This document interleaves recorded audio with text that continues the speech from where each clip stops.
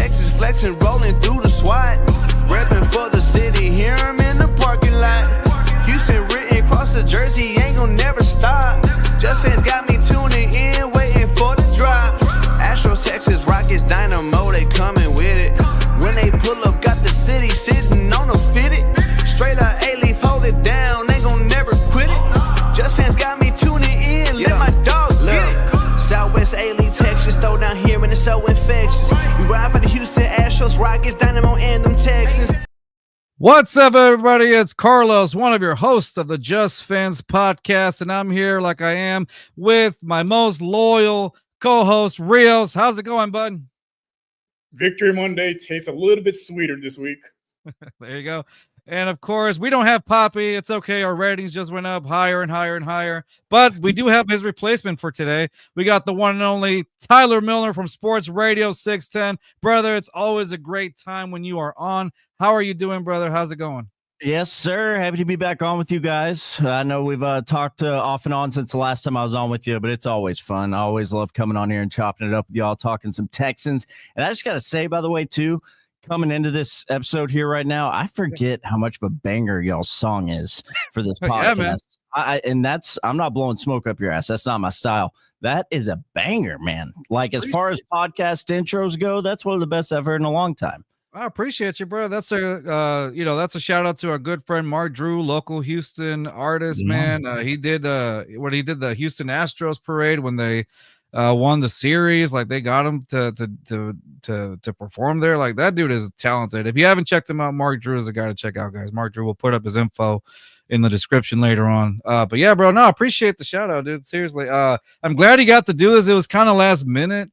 And, you know, you're always more than kind of come and join us, brother. Like, we've always appreciated you since the first time you came in here. And I think this is your third episode with us, somewhere around there. And dude, every time you come through, man, it's always lit in here. And we have a great time. So it's almost like we forget the show's going on. Yeah, happy to do it, dude. I mean, I was coming off a little miniature vacation today, back in the saddle, and I always like to just jump in feet first. You hit me up. I was like, hell yeah, let's go. Let's go. What did you went to Colorado, right? Somewhere on the lines? Yeah, I went to Breckenridge for a long weekend with some family. Oh, okay. Yeah, Breckenridge. I saw that you were out there in the snow. Like, oh, okay. Dude, it was so cold. It was beautiful. But yeah, a lot of snow, a lot of fun. But back now in Houston, fresh off this AFC title once again for the Texans, ready to go. Back-to-back titles. D'Amico Ryans, CJ Stroud make history together as the first quarterback, rookie, or the first quarterback with Coach Brady Coach back-to-back. Get that how do you call that, AFC South championship again. What are your thoughts on that, Tyler? Like, how we haven't really seen that before. What's going on with that? Yeah, I mean, it's where you want to be. Anytime you're talking about something that's never happened before, like you just mentioned, Carlos, that's something that you can definitely take pride in. And it's a good move in the right direction for this organization, this franchise in Houston with the Texans, coming off everything that they did before hiring D'Amico and Stroud. So it's right where you want to be. Now, that being said, and I'm sure we'll get into this more, love that the Texans just clinched, back-to-back AFC South titles for all these guys, Stroud, D'Amico, and everyone else included. That being said, Houston is done with being happy with just some AFC South titles. The work ain't done, and it ain't done the regular season. There's a lot left in these last 3 games that could affect the seeding and just how you enter these AFC playoffs if you're D'Amico, Stroud, and company. So it'll be interesting, but nonetheless, good thing, great thing. Love it for the Texans and everyone involved. I think you were here the last time when we talked about for Texans fans, like, what is and you just brought it up right now. Yes, AFC South championships. We see the banners. Back to back. What do the Texans need to do to get to the next step? What do they need to do to get over and get into the AFC championship? That's what's up, Albert.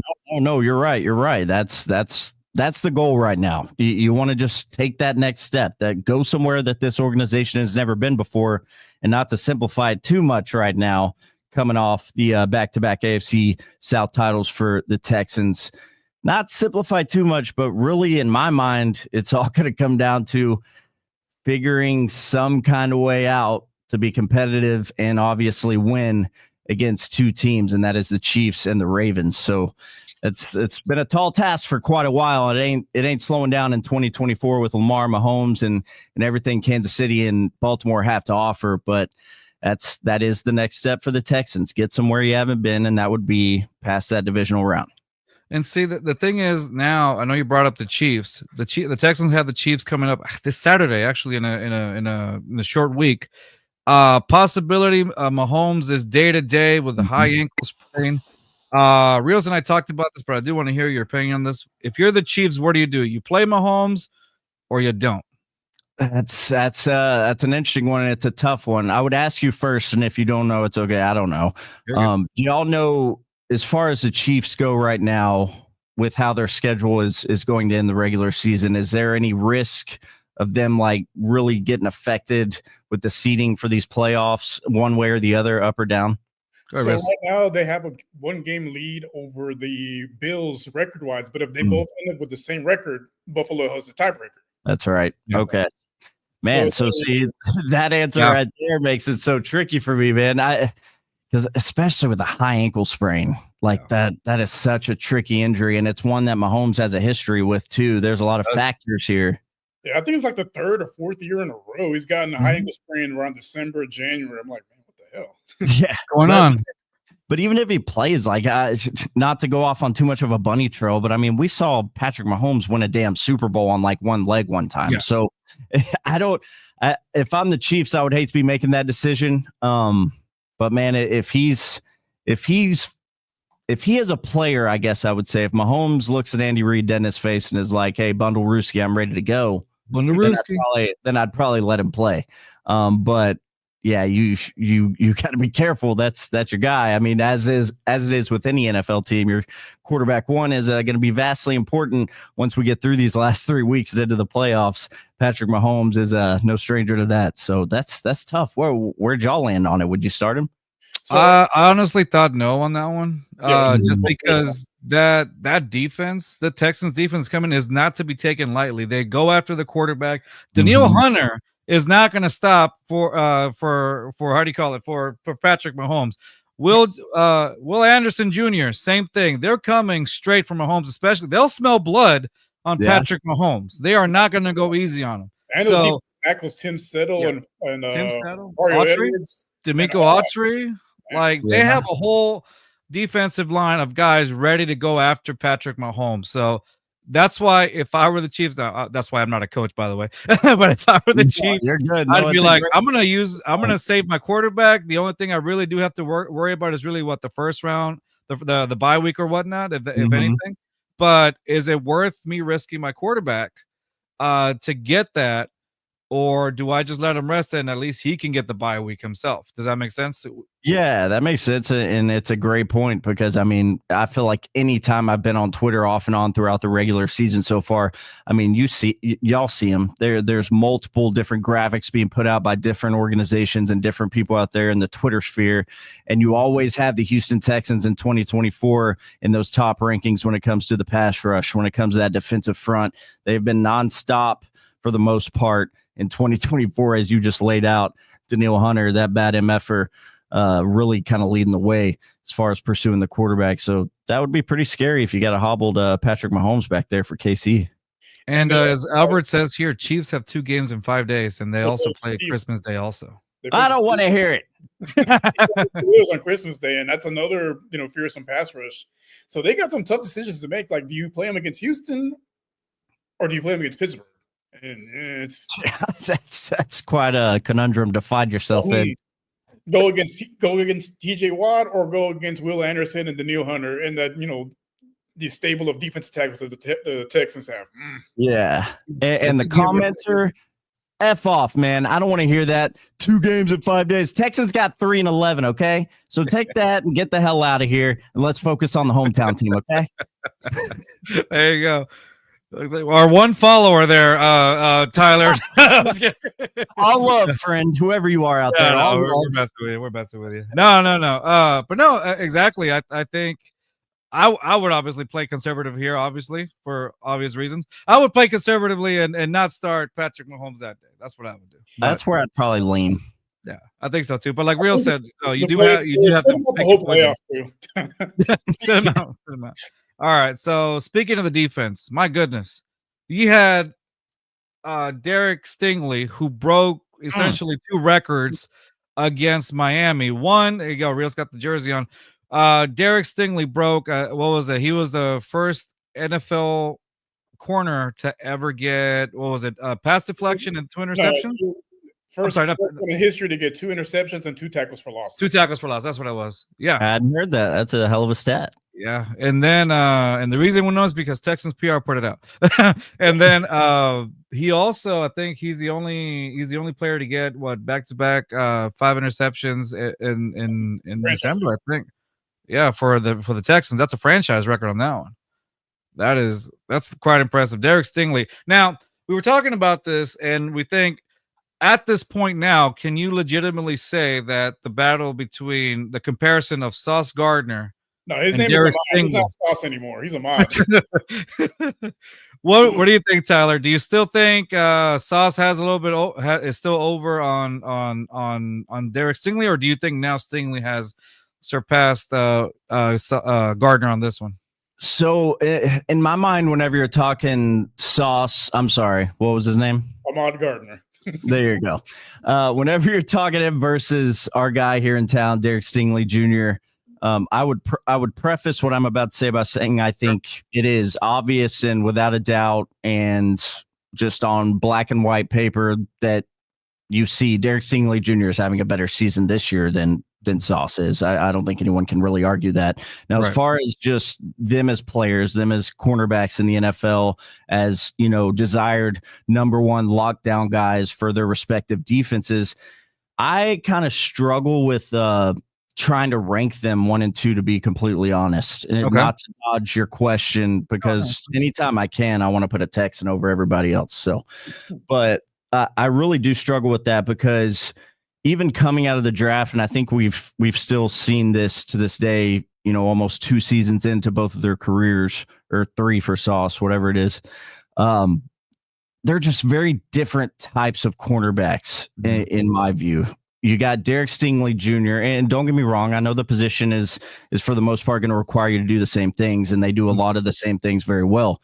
But Derek Stingley Jr. coming out into the draft and now seeing like what he did yesterday with the 2 picks, both in the fourth quarter, one of which sealing that game. He's always, Derek Stingley Jr., whether it was LSU or now in a Texans uniform, he's always had that nose for the ball. More so than I've ever seen with Sauce. Now, coverage-wise, just kind of like being on a guy's hip, pass deflections, pass defense, that's been Sauce's kind of thing the whole time. Now, you'd rather your guy be getting the ball and grabbing it and getting a takeaway, but Sauce does make those plays early and often in most football games. Like he'll lock you down. He might not get that takeaway, but he will be there on the hip of that number 1 receiver.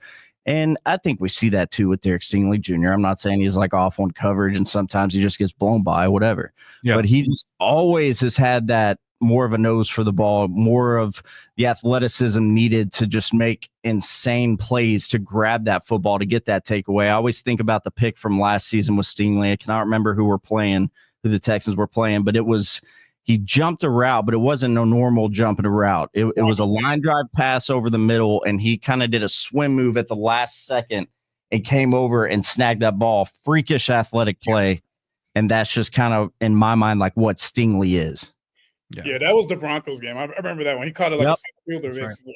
Yep, you called it. That I will never forget that play, because I remember even in the moment I was like, holy hell. Yeah. Like, this guy now is healthy, and he is really starting to come into his own as a number 1 lockdown corner for the Houston Texans. And then speaking of the defense, then you got Kamari Lassiter on the opposite end, who's only allowed a catch rate of 45.6%, compared to Derek Stingley's 46.4%. They're both 5 as far as the completion percentage allowed, which is crazy. And they're both in their early 20s. Yeah. And then on top of that, you got a guy by the name of, I'm just going to say Kalen Bullock, who's tied for 4th place in interceptions with 5 in his rookie year. Guess who he's tied with, by the way? Give you a clue. Just talked about him, Derek Stingley. Mm-hmm. If you would have told me last season that this defense would be this stout, this elite, which I do believe the Texans do have an elite defense. Yeah. Like, you could tell, like, even on paper that the defense was going to be probably the strong point of the Texans. But did you ever expect it to be to this level, Tyler? To be honest, I mean, I had high hopes for the defense coming in this year, but you never know with young guys like the two guys you just mentioned, the rookies that are playing their asses off in Kamari Lassiter and Kalen Bullock. Those DBs came in the NFL looking like they were veterans. Like these guys are balling out as rookies. So I had high hopes. I'm not sure I quite expected it to be at this level for DeMeco Ryans' defense. But that also being said, I think like many others, I was also kind of blinded and super duper focused in on the offense coming into this season because of that 5-headed monster, with Diggs now coming in and Tank coming off that amazing rookie year. And Dalton Schultz was good last year before he decided to shit the bed this season. So there's Joe Mixon too. Don't want to forget that guy. I love Joe Mixon. But I think everyone, myself included, we were like, holy crap, what could this offense be? Like, you're coming off last year and they vastly outperformed what you would have ever expected for that side of the ball. And then you add those guys I just mentioned. It was like, oh, man. So we were all, I think, kind of super focused on that. And I remember, too, there was a locker room availability before the season, and somebody was chatting with Jimmy Ward. And I remember him specifically. He was asked about, what are you expecting from this crazy ass offense, and Diggs in town now and Mixon.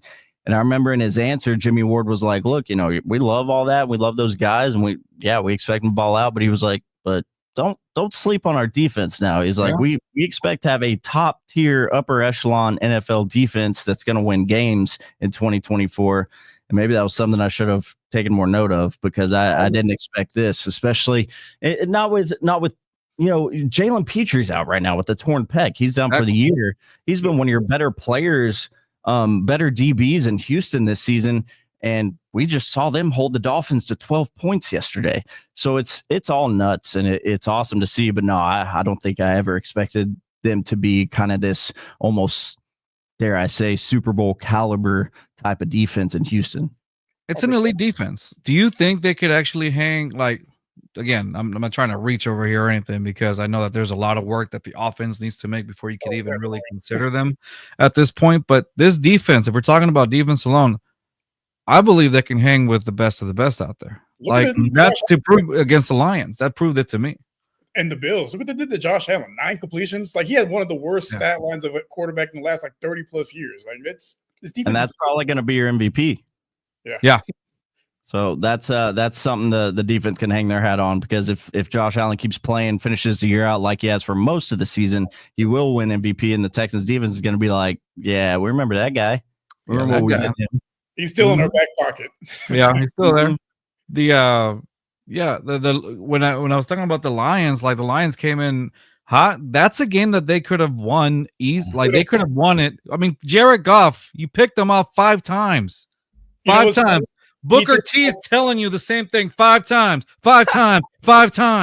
Houston's own. Yeah, Houston's own Booker T. If I was physically fit to do a spinneroonie, I totally would, but I think I could not get up from it. We don't need you doing that. I don't need you going to IR. That was definitely a good one. Yeah, exactly. I go in the IR after that. Yeah. No, but yeah.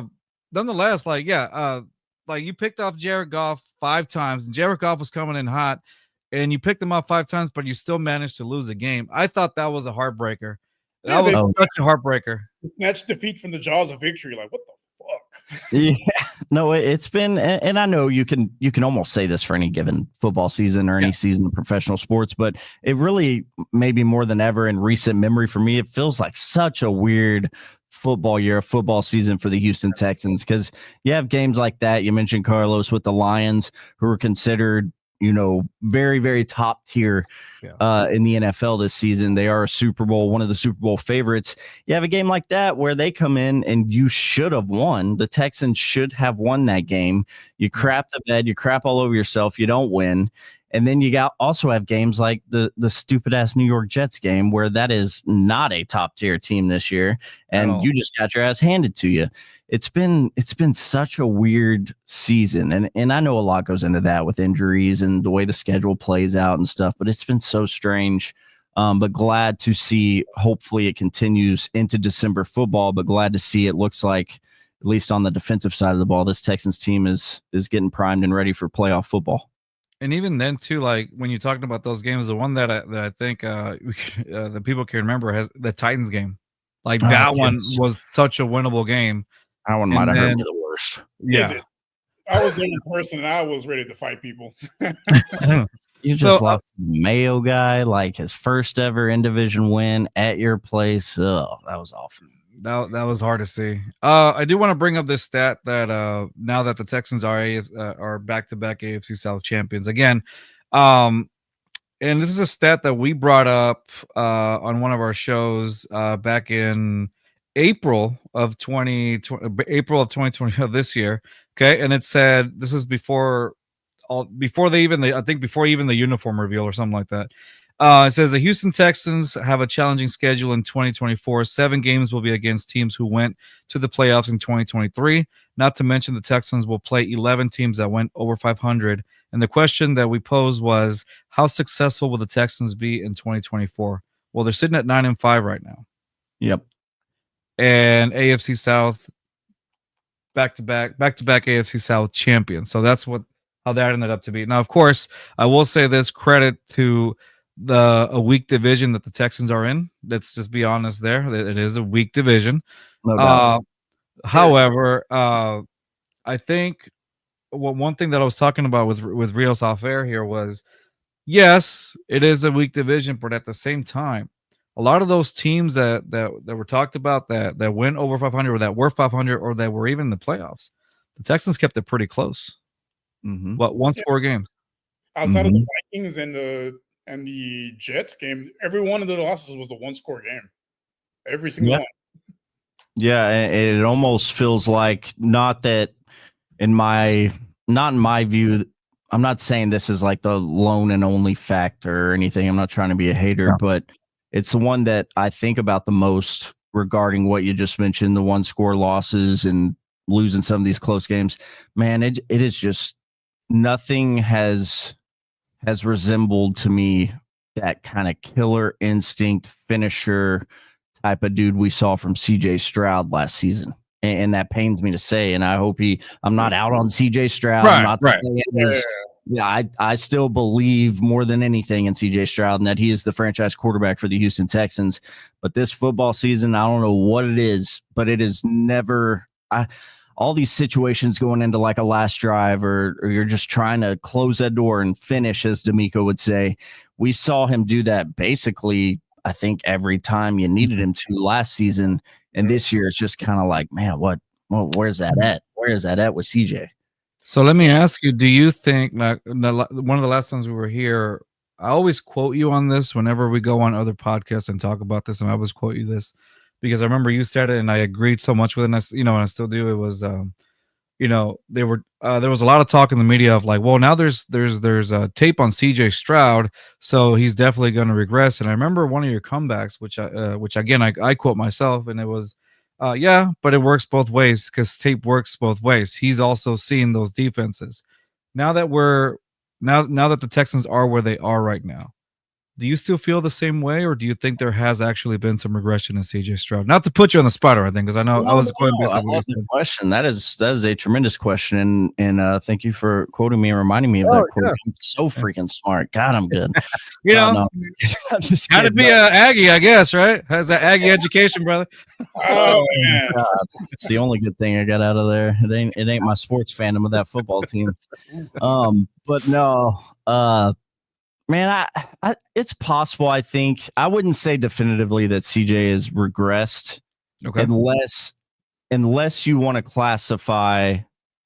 Like, I do think that it's evident and almost visual sometimes that CJ Stroud has lost some sort of confidence or that quick readability he had last year. Like maybe he just wasn't thinking as much, and maybe he's seen so much now that he's thinking too much. Unless you classify that as a regression, then maybe so. But then I also, it's just so hard to like weigh out what kind of role or effect Bobby Slowick, the offensive coordinator, could have. Like, I don't know what all goes into that as far as him and CJ's communication. I don't know, if they really mixed up how they were going to be doing things schematically with the offense this year. I mean, it looks the same overall. It's the same scheme, but they could have tweaked different things here and there. And the biggest thing for me at the end of the day is, and it's getting better now, thank God. Yeah.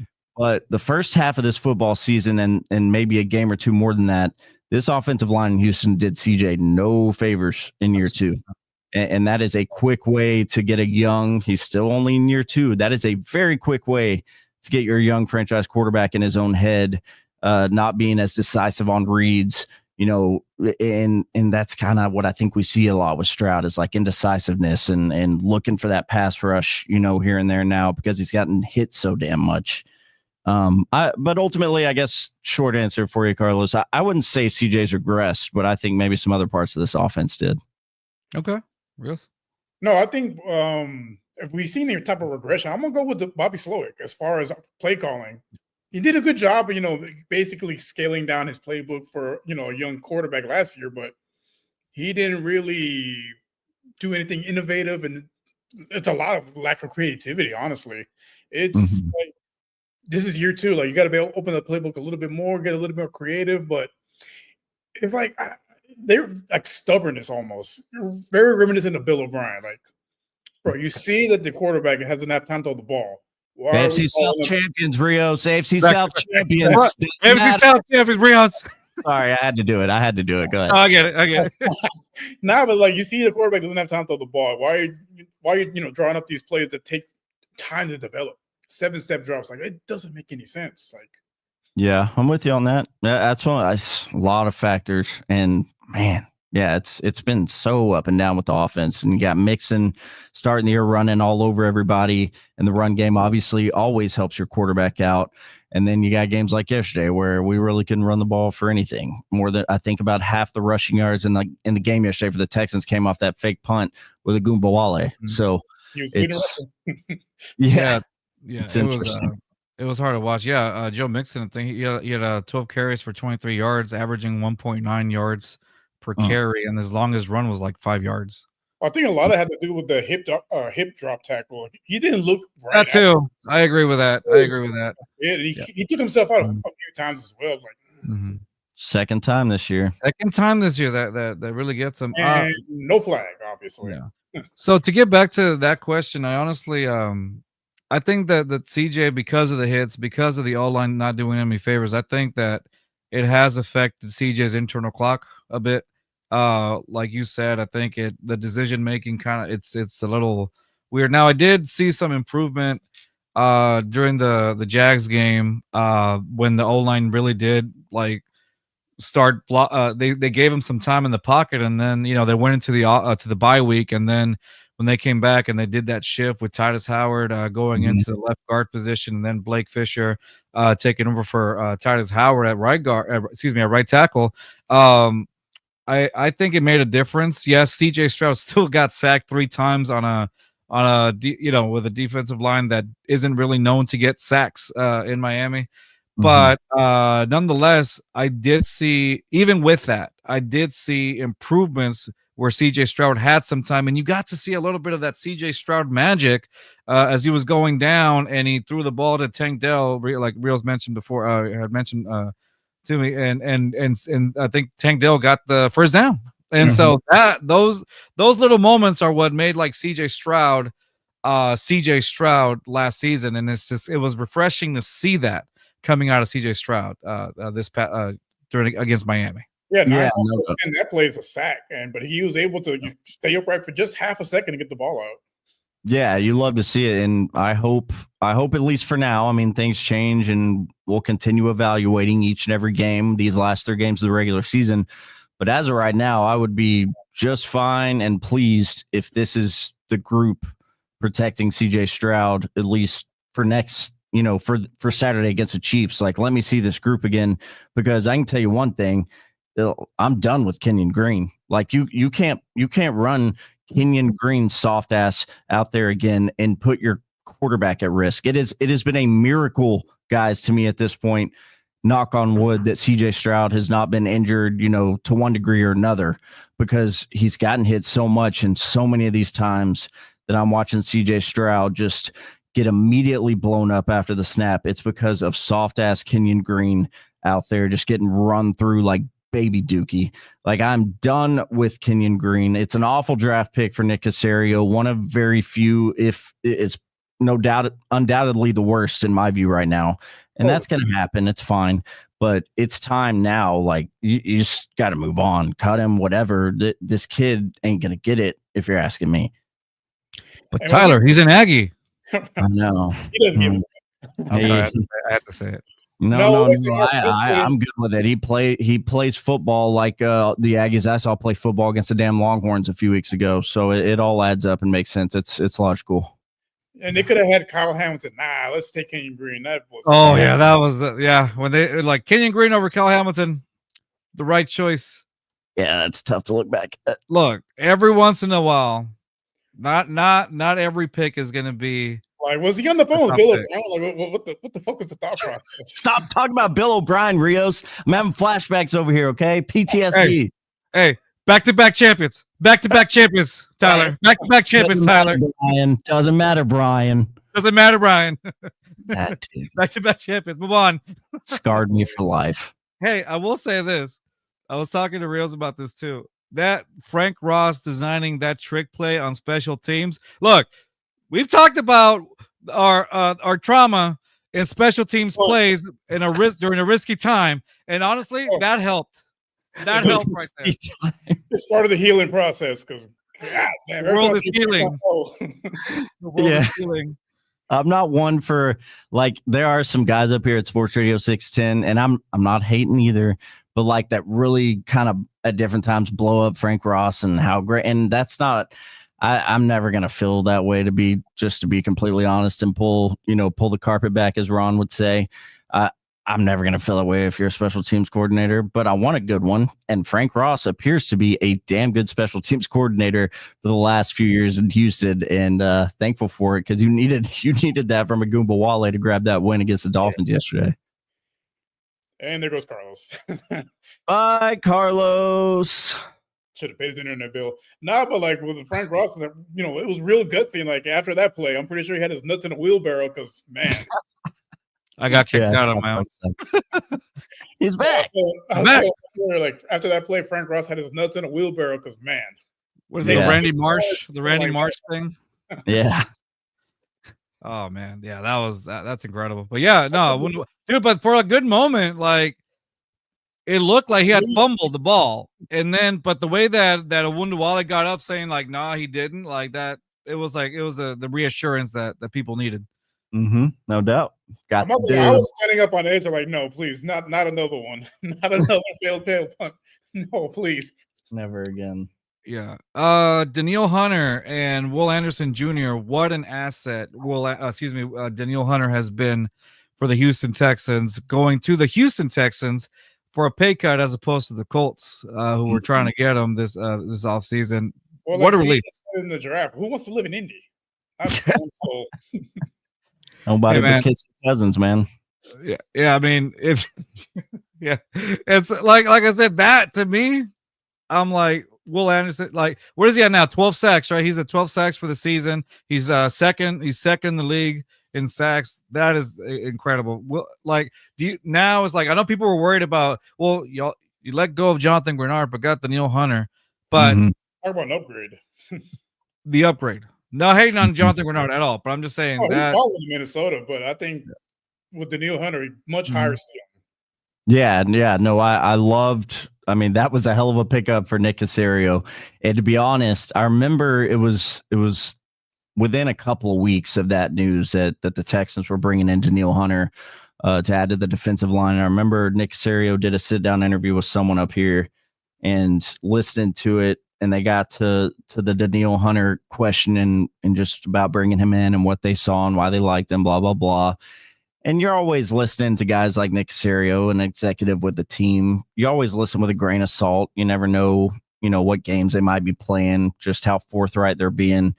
If they're just trying to deliver a message to the team, what have you. But I remember Nick Caserio kind of like sounding all of a sudden in that answer, like he kind of shifted his tone. And the first thing he said in response about Danielle Hunter was, "That's a bad MFer." And I was like, that's interesting. Caserio doesn't normally he's not normally that kind of loose. I mean, he didn't say mother effer, but he said MFer. And I was like, oh man, he really likes this guy. I mean, it's obvious he likes him. He brought him in, but he really likes him. Is he just trying to blow smoke? Is he just trying to, set that tone? Like, what's going on? But gosh, dang. I mean, as soon as the ball was snapped week 1 and onward to where we are now, that dude has proved every bit of what Caserio said. He is a bad MFer and he is terrifying. If I was a quarterback and I saw him and Will Anderson Jr. running after me, I think I might just quit football. Like I'm just out. I'm not going to play this game. I don't want to lose a limb. I told Rios. I would fake an injury. My hammy. Nick, yeah. Maybe I'll coach. I told Rios that when I met him in the locker room, whenever I'm at the games, like I saw him and dude, I had to do this. Yeah, dude. That is a massive motherfucker. I remember seeing him in training camp. I'm like, dude, he was big from 100 feet away. Like that is crazy.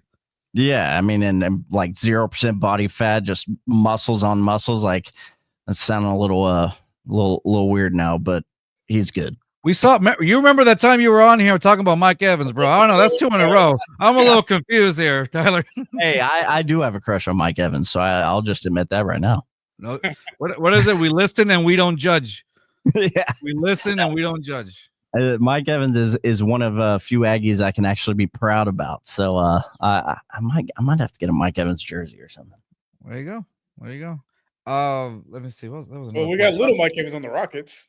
Yeah, little Mike. He doesn't look like Mike Evans. Who are you talking about?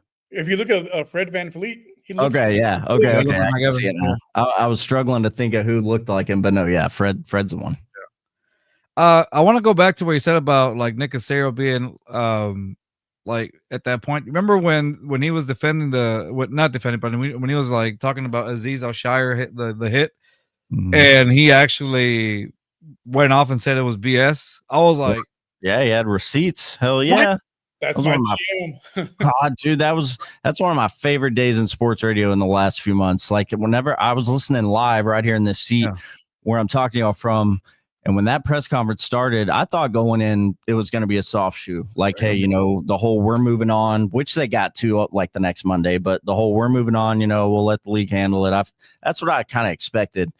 Whenever he came out with them flames, Nick Caserio, I mean, I was sitting here and my eyes got wide. I was like running down the hall to in the loop. They were on air at the time and in a break, and I popped in and I was like, I'm getting audio right now. I'll get it to y'all, but holy shit.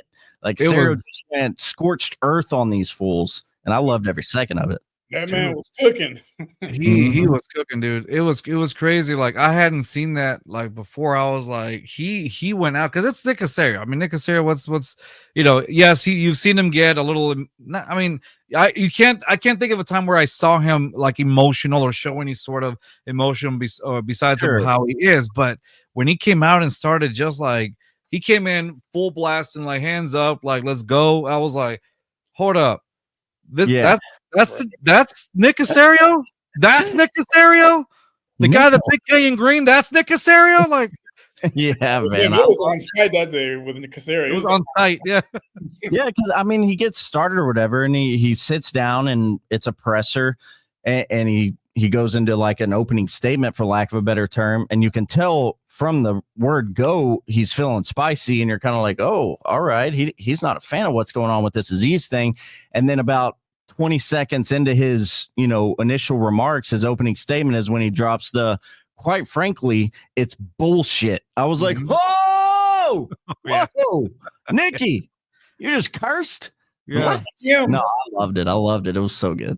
Yeah. I remember listening to, because I listen to Seth Payne in the morning every time with Sean Pendergast. And so every morning, like just that's my thing. And I remember when that happened and Seth was like, I'm trying. Every time you come in here, I always do my best Seth impression for some reason. Like he's like, and he's over there talking, and he's doing his with Nick Casario. You can tell he builds up, and it starts off low, and then he just climaxes straight into wow. In 20 seconds, he just goes on. Sorry, oh my God, that was a damn good impression right there. I don't want to get beat up.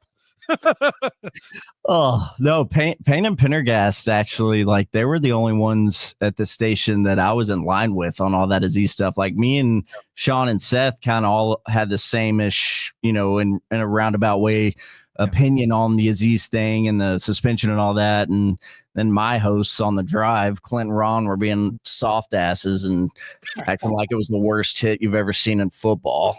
We had quite the debate about that on there. But Sean and Seth were like my backup on that. Yeah. I'm like, did no one pay attention to the AFC North the last 30 years? Like, come on, that's a weak ass hit. And he slid late.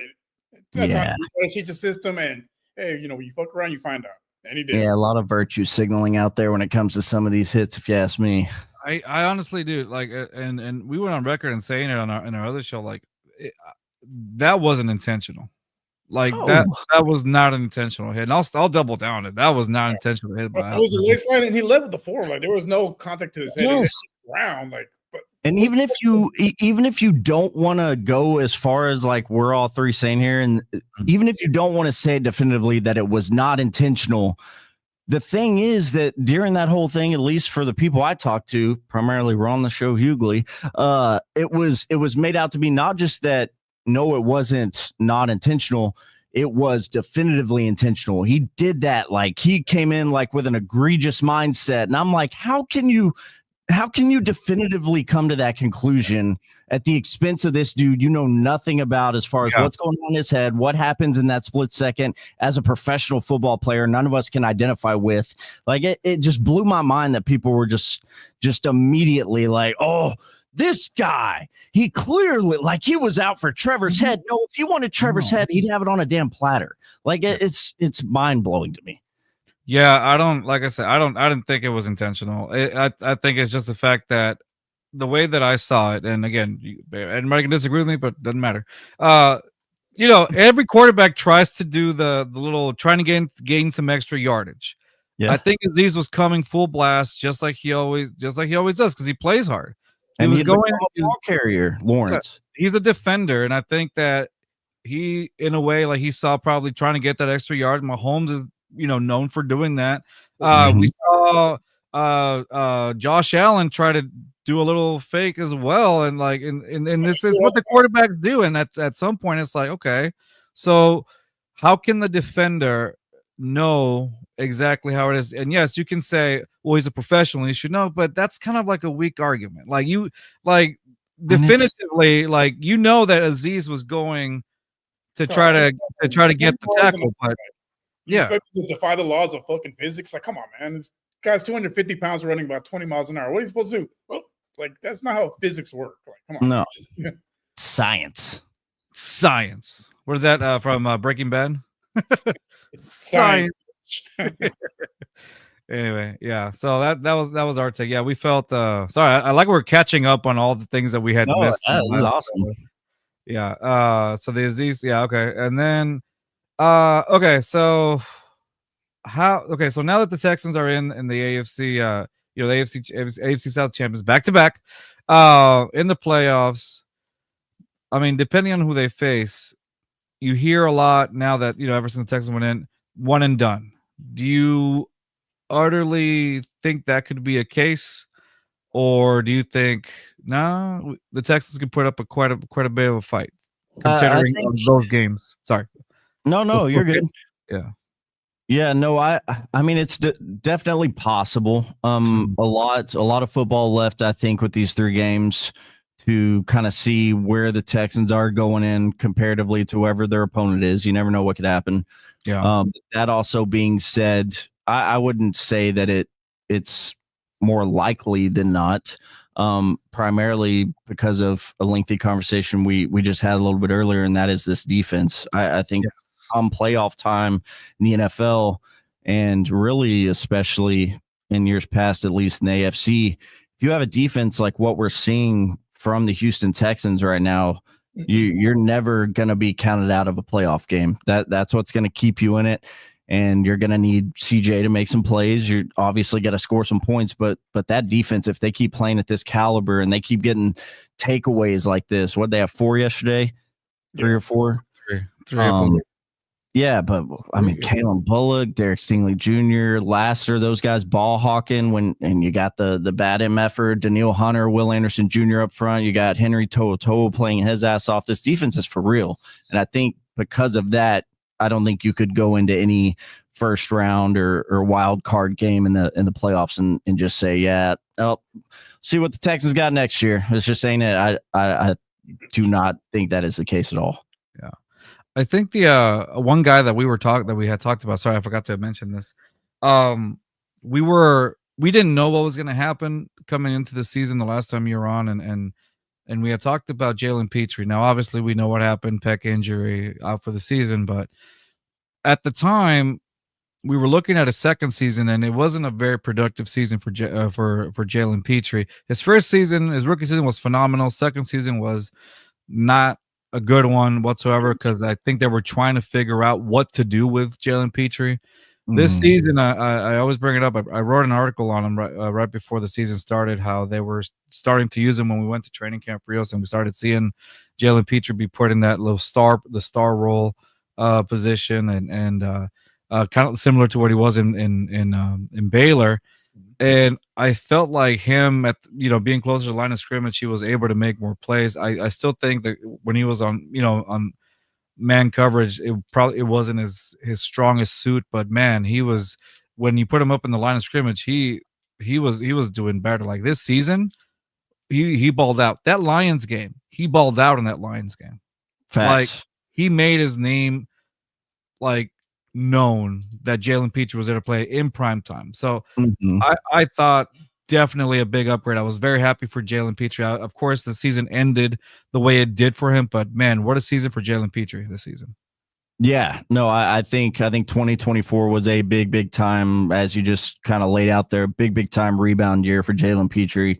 I mean, he made a huge difference specifically in stopping the run against the opposition. I mean, that dude was clogging up holes out of nowhere, coming out from the D backfield as a DB for the Houston Texans. And he had the one INT this year, had his hands on some other balls too, maybe a couple picks he missed. But no, I think Jalen Petrie, just his physicality alone, was felt in a big way when he was playing this season. And D'Amico, I mean, he always loved to point that out too, because D'Amico loves some hard-hitting fools. And Jalen Petrie is a hard-hitting fool. That dude will lay a lick. He doesn't necessarily look as monstrative as Daniil Hunter, obviously, as a defensive end. But, man, Jalen Petrie was laying the wood on some fools throughout the season before he tore that pec. And I think it was the year he needed to kind of bounce back and get those mentals right ahead of 2025, hopefully.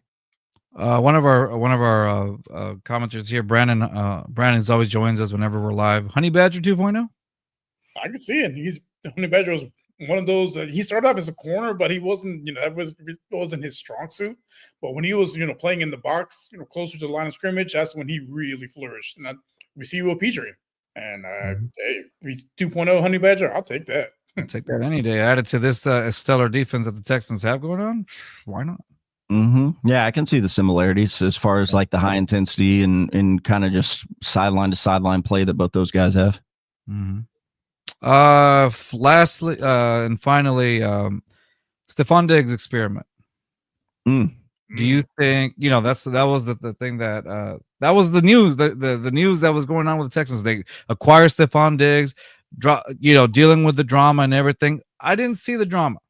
I didn't see the drama, and I think the Texans did a wonderful job of controlling that. Even if there was or wasn't, nobody ever really knew. So, the Stephon Diggs experiment. I know he tore his ACL and he was out. There was a question that we always kind of go around in between us three whenever my other co-host is here, and we talk about, did it work for what it was?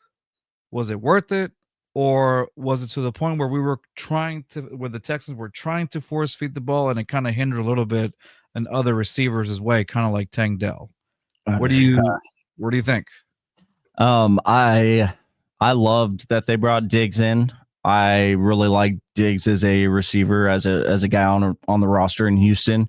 But no, you beat me to it, Carlos. Like, if there was any negative at all, I can't think of any outside of that. But I do think now, in retrospect and hindsight, looking back, that the major thing I'll say that has affected or did affect Tank Dell in his slow start in year 2 for the Texans, I think it was vastly because of the presence of Diggs.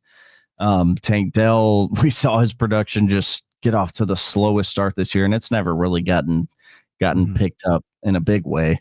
Flashes here and there. But no, I do think that played a role. I think the Diggs experiment played a role in Tank's 2024.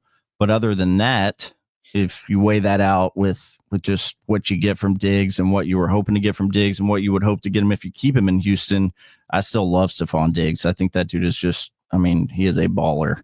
And maybe Tank Dell can become something like that someday. It sure as hell looked like he was on his way after just 1 year, his rookie season last year, but he's got to get back on that track. Maybe we'll see, maybe in 2025, we'll see kind of a Jalen Petrie-esque rebound year for Tank Dell, hopefully. And I won't rule out, I mean, you never know. Maybe Tank Dell can really just turn stuff on, get them RPMs up high for these last 3 games and into the playoffs. That'd be cool. Yeah. So just to read off where Tank Dell is on stats, currently in the season, he's got 45 receptions. He's tied for 62nd in the league, 569 yards, tied for 52nd, 2 touchdowns in the season, tied for 92nd. That's wild that he only has 2 TDs. Yeah. But looking back at the Diggs trade, oh man, in hindsight, I would say they probably would have been better staying pat with their draft pick and getting a guy like Brian Thomas Jr. because that dude's balling on Jacksonville. And they don't really have a good quarterback, and he's putting up some big numbers over there. Like, I don't know. I love Stephon Diggs. I'm glad he's on the team, and I hope they can re-sign him in the offseason. But looking, in hindsight, like maybe this should have went with the youth movement instead of going for Diggs. Yeah, maybe so. Yeah. So, it'll be interesting to see what they do. I don't, as much as I respect, as I like John Mechie, which we saw a great highlight of him against the Lions. Xavier Hutchinson, like those guys, I know they've done the production, but I don't think that's the answer for the Texans at another wide receiver position. And then, I mean, you got Robert Woods there too, that aging out, I guess. So what is that touchdown play? Like he instrumental with that block. I'll give you he's a great blocker, but receiving wise, I think they should probably go a little bit younger at that position. And the experiment with not the experiment because that wasn't a year, but also like Dalton Schultz. I think you had mentioned him earlier. I have no idea what's happened with Dalton Schultz this season either. Soft ass. That's what happened, Carlos. I mean, you just watch any given of the all 22 in any of these Texans games this year, and you can literally find 3 to 5 plays and in which he just is soft, whether it's with a block, whether it's completely just missing a block or not engaging in a block like a grown-ass tight end football player should on the football field. I don't know what all's gone into it either, but all I know is every time I watch tape of Dalton Schultz in 2024, I want to throw up because this dude is playing soft as baby poo. Yeah, no, we've seen a lot of plays where he just kind of gives up on the route, doesn't really engage in the block. I'm like, bro, you're a tight end. Your job is to block sometimes. Man. Yeah. I will say too, and I know I just kind of went off a little bit on Dalton Schultz, but it's fresh in the mind. I mean, and who knows how often this has happened throughout the season, but just yesterday in that game against the Dolphins, one play in particular sticks out in my mind with the offense, and that was Dalton Schultz across the middle on a 3rd down play, would have been a 1st down, had the yardage. He's wide open. There's not a defender in the area. And it almost seems as if Stroud does go through his reads and find him, but then he opts to go for the go route to Joe Mixon, leaving Dalton Schultz just standing there with his pecker in his hand. So I can't fault him for stuff like that. But at the same time, especially the first quarter of the season, those first 4, 5, 6 games, man, Dalton Schultz was just awful. and he's picked up a little bit and done some things a little bit better. But man, Dalton Schultz has been disappointing in 2024, coming off that connection he had with CJ in 2023. It's been maddening. Brandon says Schultz jukes and is surprised when the person is still standing in front of him and they never even moved. Oh, Then run through him, soft ass. boom. God, you're gonna get me all fired up talking about Dalton Schultz. Freaking We're gonna spend another hour just talking about Dalton Schultz. All right. Hey, Tyler, man, it's been an awesome show having you on again, man. I appreciate every time you come on. It's always a blast. We just, we ran through what we talked about the time before, and we just kind of, went through it, and it was a great talk, bro. Like, seriously, we'll hang out one of these days and grab a beer or something, brother. But we need to do that, man, for sure. No, and I appreciate you guys as always. This was hella fun. This was probably my favorite one we've done so far, the three. But good stuff. And shout out to the back-to-back AFC South champs. Onward and upward to some playoff football. Maybe we'll talk again soon. Oh yeah, definitely, most definitely. Of course, Division runs for Houston. It's funny with that UCF Jaguar dude on Twitter said the division ran through Jacksonville. It never will be fucking Jacksonville. That's hilarious. Yeah. Wasn't having the Texans having the Jaguars have a record after that actually happened when he They have did 3 the video? wins since that. So that That's came what it out was. November 29th of last year. They have 3 wins since that video. Mhm. If you can't find the Jags, check the basement of the AFC South. They'll probably be there. They got 3 wins. Houston has 2 division titles. All right, well, guys, thank you for watching us, man. I appreciate you, Brandon. Always thank you for checking us out. Colts haven't won the division over a decade now officially. Wow. Nay. Nay. And of course, check us out. Subscribe to our channel at JustFans22, like it says right there at the bottom. We'll start having some giveaways. If you like our shirt, we'll be making a few of these and giving them out to people that with the H-Town blue colored over here that we're gonna start releasing soon. T-shirts, man. Oh, we got you, brother. We got you. We'll be your hookup there. But yeah, follow us up at JustFans22. And on our Instagram account at JustFansPod. Same thing with our X account. That's going to be it. Again, wonderful time always with the great Tyler Milner. Tyler, let them know where everybody can find you at and what you guys got going on. Yeah, you can follow me on Twitter for a lot of content I fire off each day at TMillRealDeal. You can also hear me live every weekday, 2 to 6 p.m. on Sports Radio 610, producing for The Drive, Sterner, and Hughley. And best bets, that's been rocking and rolling. Getting a lot of followers here lately, following my sports betting. Try to tweet out at least almost every weekday my best bets for the day. If you want to try to win some money, I got quite a bit of action on this Monday Night Football game right now, actually. But yeah, at TMillRealDeal at Sports Radio 610 is where you can check anything and everything you want to know. There you go. That's what's up. All right, guys, that's gonna be it for us. Check us out next week. We'll be back, and that'll be it. Hit it. Don't go just yet, Tyler. See y'all later. Peace.